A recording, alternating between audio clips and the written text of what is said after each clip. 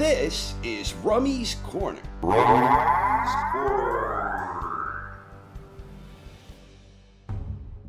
So this episode is inspired by the complete championship profile on Floyd that I released a few months back. The final championship record for Floyd Mayweather Jr. consisted of 26 contests with 26 victories, 0 defeats, 0 draws, and 10 of those 26 victories coming by way of knockout.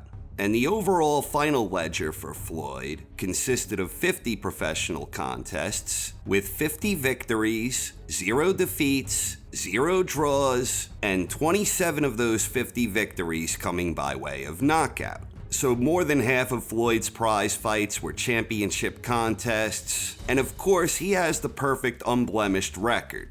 That's mighty impressive stuff by any measurable standard. But what I find most impressive about Mayweather's championship profile is that during those 26 contests, he was really only truly tested twice. The first fight against Jose Luis Castillo in April 2002, and then again in his first bout against Marcos Maidana in May of 2014. Those are really the only two times when Mayweather was involved in fights that were extremely close and competitive. Now, if you listen to some of Floyd's harshest critics, many of them will claim he deserved to lose both of those fights, and some of them even claim he deserved to lose a few others. In fact, if you listen to the very vocal extremist faction of Mayweather critics, they would like to have you believe that he should have lost several fights. And once you get into that territory, I believe you're basically dealing with seasoned trolls and/or outright haters.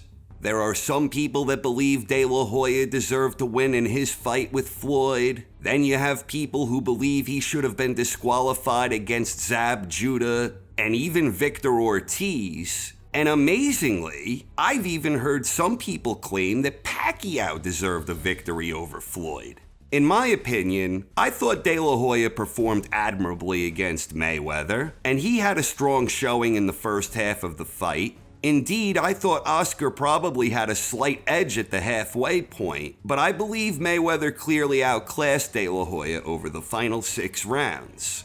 The shot against Ortiz may not have been the most sportsmanlike move we've ever seen inside the squared circle, but neither was Ortiz's deliberate battering ram headbutt that preceded this. Regardless, what Floyd did here was perfectly legal and no disqualification was warranted.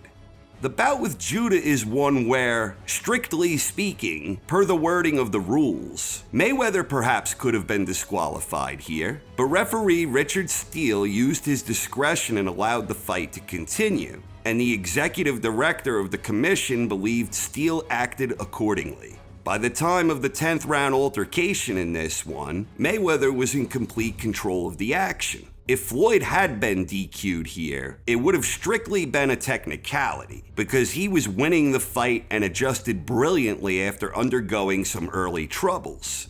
And those who think Pacquiao won against Mayweather, and this is a very vocal minority that generally consists of vocal Pacquiao fans and/or Floyd haters, these people often suggest watching the fight in slow motion in order to prove their case. But it seems clear to me that Mayweather thoroughly outclassed Pacquiao in that one. And I say that as someone who picked Pacquiao to win going into that one. The point I'm getting at here is I think most reasonable observers would be willing to agree that Floyd's 2 toughest bouts were his first bouts against Castillo and Maidana. These were the only 2 Floyd bouts that had any aura of true controversy in the outcome. And in both instances, Mayweather granted an immediate rematch where he was the clear victor. Even arguing that Maidana deserved to win his first fight with Floyd is quite the stretch in my eyes. I think the best you can argue is that Maidana may have earned a draw in that one. I mean, you can argue anything you want, but those arguing Maidana deserved to win that one have never been especially convincing to me. So that really just leaves the first Castillo fight. That one was super close, super competitive, and in this one I believe you could definitely make the case that Castillo deserved the victory. Full disclosure before I go any further, I have seen every fight featuring Floyd Mayweather Jr. dating back at least to his first championship run, either the night of the fight or sometime within a week after in the rare event I missed one live. So I've seen all of the important events from Floyd's career while they were happening, and during that time, I officially picked against Floyd 4 times. And I'm not just saying this so I could remind everyone that I suck at predicting fights and that I don't know shit about boxing. I'm going through these so you can get a better idea of where my perspective is coming from. So the 4 times I picked against Floyd were in his rematch against Castillo, his fight against Sugar Shane Mosley, his fight against Canelo Alvarez, and most recently, as I already mentioned, his long-awaited Mega Bout showdown against Manny Pac-Man Pacquiao. Of course, I was wrong about each and every one of these picks, but those were my honest views at the time these fights were actually happening. That first Castillo fight. To this very day, you hear fans complaining about the verdict in that one, with many fans exclaiming that it was a robbery, an absolute robbery. And some fans have been steadfast in writing that it was a robbery in boxing message boards ever since it happened, in the very early ages of the online boxing community. It's one of those things you see repeated so often by so many that it has almost become an established myth among those being critical of Mayweather. My question is this: if that decision had gone Castillo's way, what would it really mean in the grand scheme of things? In other words, so what? If that decision had gone Castillo's way, would that really detract from Floyd Mayweather's standing as an all-time great boxing legend? No, it wouldn't. Not for me anyway. All it would mean is that Floyd had a single blemish on his record that he avenged in a rematch. In an ironic way, a lot of people might regard Floyd in greater esteem if he did suffer an official loss in their first fight. It's ironic because Mayweather kind of helped usher in the era where the mindset of boxing fans became far more inclined to admire the almighty zero that comes with an undefeated record. That was one of Floyd's biggest selling points in marketing himself. But the reality is, in many, if not most instances, a great fighter isn't always defined by his losses, but rather how he comes back from a loss. Lennox Lewis is a shining example of this. Like Mayweather, Lennox defeated every boxer he ever faced as a professional, and the 2 blemishes on his record, he avenged them both. So if Floyd did get the L against Castillo, would it really change much in the grand scheme of things? It's not as if Castillo wasn't an outstanding fighter in his own right, and Mayweather still clearly won the rematch. And this was the first time I had ever picked against Floyd. It had just seemed to me at that time that Castillo started figuring Floyd out later in the fight, and I thought he'd be able to capitalize on that in the rematch. I was wrong. Mayweather proved to be too smart and too skilled, and he rose to the moment. So really, the only thing that would have maybe been different if Castillo did get the nod is perhaps Floyd's marketing strategy would have been a little different, and maybe he wouldn't have been as successful financially. But who knows? What we do know is Floyd was in a close and controversial fight with Castillo, Floyd entered an immediate rematch, and Mayweather proved his worth as the superior boxer. Incidentally, having recently re-watched the first Castillo bout, this was in no way, shape, or form a robbery. You can definitely make the case that Castillo deserved to win. Absolutely you can. But this was no robbery. This was a highly competitive contest, where Mayweather dug deep and exhibited great resourcefulness the way he effectively hung in there. So the next time I picked against Floyd was when he was set to fight Sugar Shane Mosley. Not only was I convinced that Mosley would beat Mayweather, I thought he would dominate him. In fact, I boldly told anyone and everyone who would listen that I believed Mosley would win by second round knockout. Prior to this fight, Mosley was slated to face Andre Berto, but that fight was canceled when Berto withdrew following the earthquake in Haiti. And at that time, Floyd was still searching for his next opponent. My thinking at that time was that Mayweather was kind of cornered into making this fight, and I firmly believe that Mosley was rejuvenated when he teamed up with trainer Naazim Richardson. In their first effort together, Mosley absolutely dominated Antonio Margarito before scoring a 9th round stoppage. And I also thought too much was being made of Shane's previous losses. Mosley gave chances to talented guys like Vernon Forrest and Winky Wright when they were both kind of stuck on the outside looking in.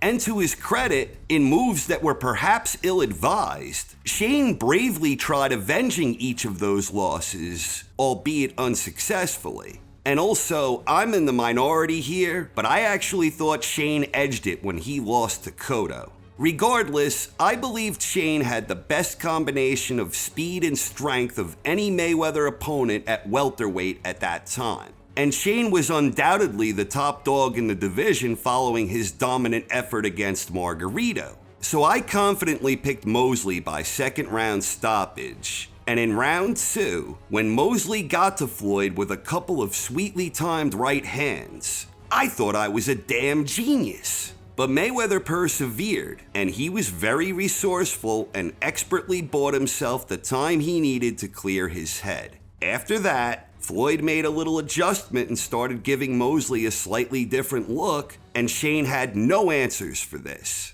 It quickly evolved into a one-sided mismatch where Mosley was getting tagged flush with snappy right hands that he never even saw coming. No matter how many times Floyd drilled him with the right, Shane simply couldn't find a way to avoid them. It was an absolutely masterful effort from Mayweather, whose execution that night was nothing short of sublime. I genuinely believed Floyd was going to lose this fight, and words cannot describe how thoroughly impressed I was by Mayweather's performance in this one.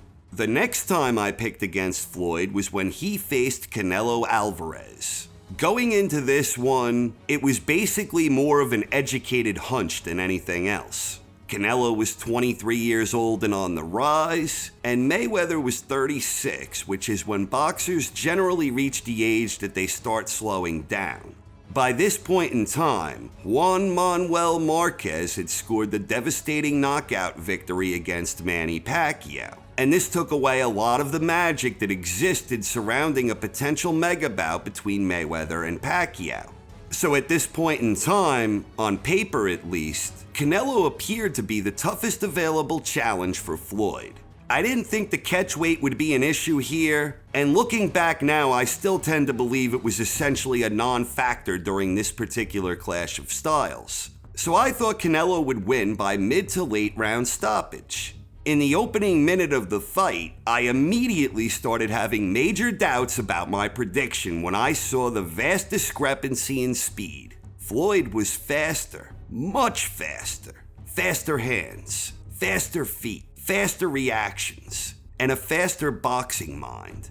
It was an absolute masterclass from Mayweather, and this one wound up looking a lot like a novice chess player going up against a state-of-the-art AI. Canelo was simply no match for Mayweather, and try as he might, Canelo was never able to disrupt Floyd's rhythm. I thought this was a tremendous victory at that time, and in some ways, this victory ages like a fine wine in the sense that Canelo has since rebounded and grown into quite an accomplished pound-for-pound elite in his own right. Now, before I get into Pacquiao, which was the other time I picked against Floyd, I quickly wanted to touch on some of the boogeymen at welterweight following Mayweather's retirement after his victory against Ricky Hatton. At the conclusion of 2007, these were the top-ranked welterweights according to Ring magazine. These were the rankings after Floyd had a temporary retirement that lasted until he came back and faced Juan Manuel Marquez in September 2009. Mayweather gets a lot of criticism from some circles for retiring when he did. And it's true, the welterweight division was red hot when Floyd retired. I still see a lot of people claiming that Floyd was ducking guys like Antonio Margarito and Paul Williams, and even guys like Mosley and Cotto, both of whom Floyd did ultimately face and defeat. Personally, I think these criticisms directed at Floyd are grossly overstated and don't hold much merit. Paul Williams was a tall southpaw with an incredible work rate, but Williams only had 2 more fights at welterweight after this, both in 2008 and both against Carlos Quintana. Williams lost the first fight in a unanimous decision, and he avenged that loss and won the rematch by an impressive first-round stoppage. Williams was a solid boxer, but despite being freakishly tall for a welterweight, and despite his high activity, I don't personally believe his style was especially well suited for Floyd.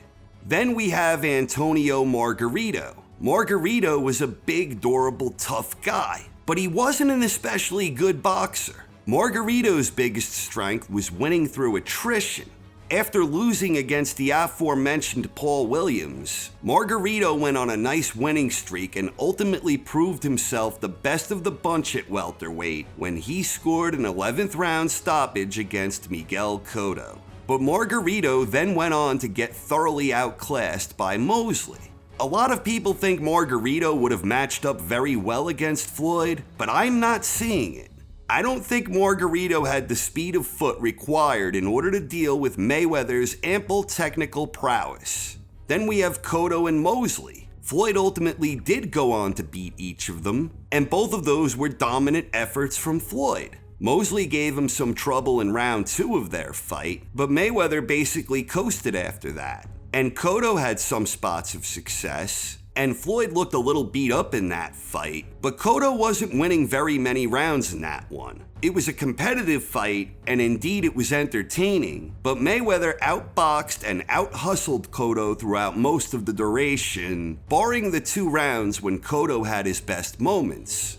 At the end of the day, when Floyd did return, he ultimately faced everyone worth facing, and he beat the guys who proved themselves the best of that bunch during his time away. Floyd beat Mosley when he was the top dog at welterweight, and he beat Cotto, who was widely viewed as the best at 154. Regardless of this, it's very hard to blame Floyd for his decision to retire when he did, because this all helped ignite the perfect storm scenario that enabled him to become the richest boxer in boxing history.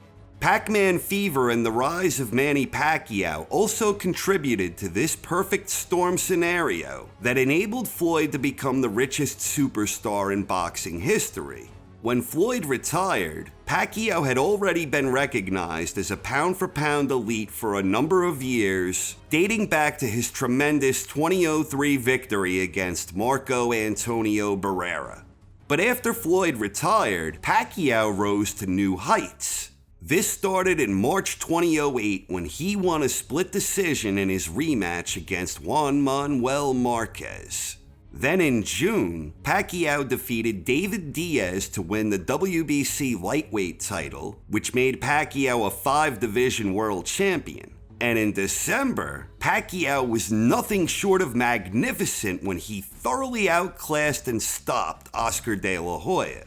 The manner in which Pacquiao defeated Oscar was mighty impressive. So at the conclusion of 2008, Pacquiao had proven himself as the successor to Floyd. Manny Pacquiao was recognized as the new pound-for-pound king, and this is when all of the talk about a potential mega-bout showdown between Mayweather and Pacquiao first surfaced. Pacquiao scored a devastating second-round knockout against Ricky Hatton. Although Hatton didn't technically hold the title, he still had a valid claim to the 140-pound lineage. But the important thing here was that this was the second fight in a row where Pacquiao defeated a former Mayweather victim, and he did so in more impressive and explosive fashion. This amplified talks of a showdown between Mayweather and Pacquiao. And Mayweather probably took notice, because it was shortly after this that Mayweather announced he'd be making a comeback. So I don't think it's a coincidence that Floyd's comeback opponent was none other than Juan Manuel Marquez, the man who fought Pacquiao on very even terms in both their first encounter that ended in a draw, as well as their rematch where Pacquiao was awarded a razor-thin split decision. Mayweather proceeded to put forth an absolutely brilliant effort when he thoroughly dominated Marquez. This fight was a complete and total mismatch of epic proportions. In fairness, this was the first bout Marquez had north of 135. The Mayweather-Marquez bout was scheduled to take place at 144, but Mayweather opted to come in at 146 and pay the pre-negotiated fight penalties of $300,000 per pound over the 144 agreement. Regardless of all that, Mayweather put on a fine display of tactical brilliance with absolutely no visible signs of ring rust whatsoever. Fan chatter of a potential Mayweather-Pacquiao mega bout reached new heights. Then in November of that year, Pacquiao faced the man many believed would prove to be his toughest foe to date when he challenged WBO welterweight champion Miguel Cotto at a contracted catchweight of 145 pounds. To the surprise of many, Pacquiao absolutely dominated Cotto, dropping him twice along the way before the fight was waved off in the 12th and final round. With that victory, Pac-Man fever reverberated throughout the entire boxing landscape, and of course, talks of Mayweather-Pacquiao were now the talk of the entire boxing world. Negotiations were underway for a would-be showdown between Floyd Mayweather and Manny Pacquiao. It had seemed all but inevitable that these two pound-for-pound greats would square off on March 13th, 2010. But it didn't happen. Instead, both Mayweather and Pacquiao were making small fortunes as they each defeated other top boxers in and around welterweight over the next few years. The aura of magic that surrounded this fight began to dim in 2012 after Pacquiao lost back-to-back contests. The first of those was a controversial loss against Tim Bradley. Most observers believed Pacquiao deserved to win that one, myself included. So that didn't kill the appeal of Mayweather-Pacquiao, but it did diminish it somewhat because Pacquiao no longer looked like the speedy volume puncher that defined his legacy. This actually started becoming apparent the previous year, when Pacquiao had some struggles in his somewhat controversial majority decision win in his third fight with Marquez. When Pacquiao was knocked out cold in his fourth fight with Marquez, the magic had all but vanished. However, like a phoenix rising from the ashes, renewed interest in a Mayweather-Pacquiao bout was rejuvenated after Floyd thoroughly outclassed Canelo Alvarez in 2013. After beating Canelo in such dominant fashion, the perception resumed where Pacquiao still had an explosive style that would provide a challenge to Mayweather. It also helped that Pacquiao rebounded after suffering back-to-back losses. And as Pacquiao was rebounding, Mayweather himself began showing his age more when he had his share of struggles in his first bout with Marcos Maidana. So the long-awaited, highly anticipated mega-bout showdown between Floyd Mayweather and Manny Pacquiao finally happened on May 2nd, 2015. Even though both boxers had exhibited signs of decline going into this one, now that they were both getting older, they were both still widely recognized as the two best boxers in the world. Not just the two best welterweights, but the two best pound-for-pound boxers in the entire sport. My thinking going into this one was that Pacquiao still had fast enough hands that he would give Mayweather problems out of that southpaw stance. I thought that Pacquiao would find openings for his left early in the fight before Floyd had time to properly adjust. Just seconds into the contest, I almost immediately realized that I had it all wrong. Mayweather looked exceptionally sharp right out of the gate, and the vast difference in foot speed was on full display during these opening moments. Pacquiao still had quick hands, but his feet looked very heavy, and it became apparent to me early on that Pacquiao was going to have a lot of trouble dealing with Mayweather's stellar footwork. And that, ladies and gentlemen, was essentially the story of the fight. Mayweather was too quick and too slick, and he was able to easily outmaneuver Pacquiao in the battle of positioning by utilizing his vastly faster and superior footing.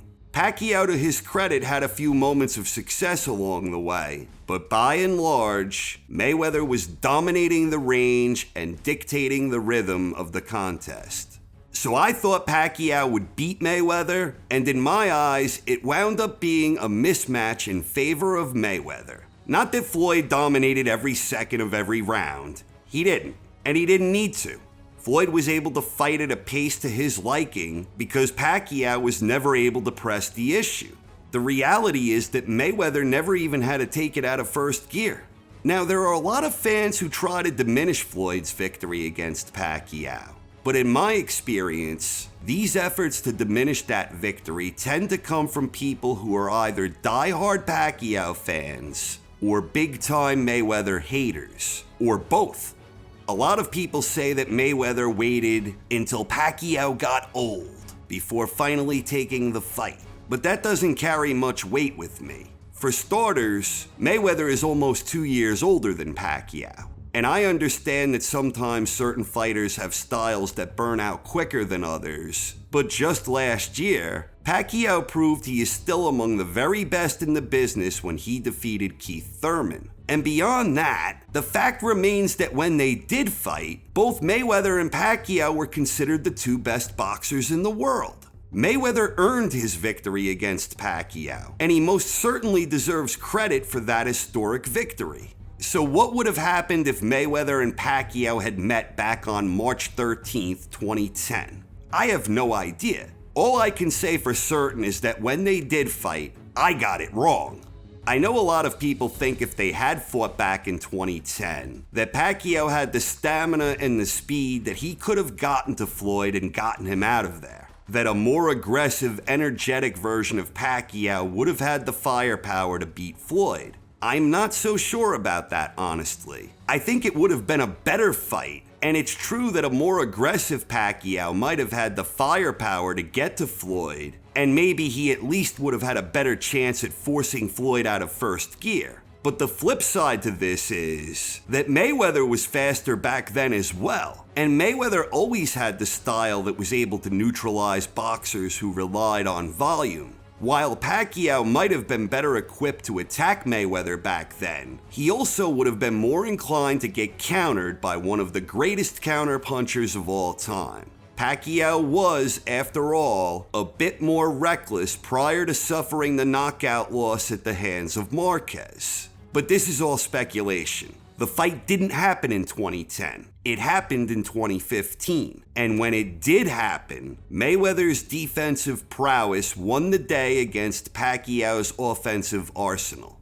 When you look back at Floyd's career, it's a very impressive body of work. 130 was almost certainly Floyd's best weight class. At 130, Floyd displayed all of the fine defensive skills that he is best known for, but he was also far more adventurous with his offense. Floyd had 8 defenses of his WBC Junior Lightweight Championship, so he was undefeated in 9 championship contests at 130, and he had a number of notable victories there. The two standouts for me being the victory against Gennaro Hernandez when he first won the title, and then of course the outstanding performance against Diego Corrales. Those are 2 high-quality victories, and his entire body of work at 130 is solid stuff.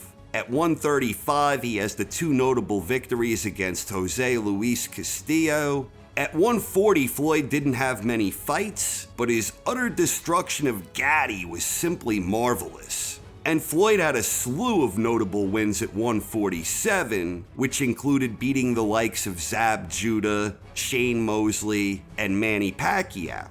And all 3 of Floyd's fights at 154 were notable, which included victories against Oscar De La Hoya, Miguel Cotto, and Canelo Alvarez. Technically speaking, the Canelo fight was at 152, but those were 3 dominant wins for Floyd against 3 outstanding opponents. Even long before Mayweather retired for good, assuming he doesn't come back, Floyd was so good and so talented that he was one of those guys who was always frequently discussed in various hypothetical matchups. A lot of names that are often mentioned in said hypothetical matchups include the likes of Roberto Duran at 135, Sweet Pea anywhere from 135 to 147, Sugar Ray Robinson at 147, Sugar Ray Leonard at 147, Tommy Hearns at 147, and sometimes you even see Marvin Hagler at 160. The mere fact that fans are willing to include Floyd in hypothetical bouts at middleweight, someone who never fought north of 154, that alone is a testament to Floyd's greatness. And not only are they including him in hypotheticals at 160, they aren't just picking any old past great from middleweight. We're talking about Marvelous Marvin Hagler here, arguably the greatest middleweight who ever laced them up. Holy shit. So how would Floyd Mayweather have done in the aforementioned hypotheticals? I have no idea. I'll remind everyone that I suck bad enough as it is making predictions about fights that actually do happen. So there is no reason whatsoever to believe I'd fare any better in hypothetical matchups. But the mere fact that Floyd is being compared to such an elite group of past greats proves a greater point here. That Floyd has solidified his spot, where he is part of the discussion when talking about all-time boxing greats. I personally believe that as the years pass, like Lennox Lewis, Mayweather's legacy will age like a fine wine. And in some ways, I think this might happen for the wrong reasons. 50-0 is obviously an awesome record, especially in a sport where athletes tend to hang around too long, which sadly often results in careers ending in very unceremonious fashion. But Floyd's greatness, to me, it goes well beyond the impressive unblemished record. As I mentioned earlier, if Mayweather had gotten the loss in his first bout with Castillo, what really changes? It wouldn't make him any less great. What really makes Floyd the standout boxer that he was stems from all of his hard work and dedication to his craft. He was physically very gifted with a great abundance of athleticism, but it was the relentless commitment that helped hone the skills and develop one of the greatest ring IQs the sport has ever known. I'm not entirely sure where to rank Mayweather myself among the all-time greats in the rich history of professional boxing. All I can say for certain is he was undoubtedly the best boxer of his era, and he has cemented a superstar legacy that will remain intact for as long as boxing fans exist. Floyd Mayweather Jr. earned his spot in the discussion of all-time boxing greats, and no one can take that away from him. Thanks for watching, everyone. I hope you enjoyed and have a wonderful night. This is Rummy's Corner.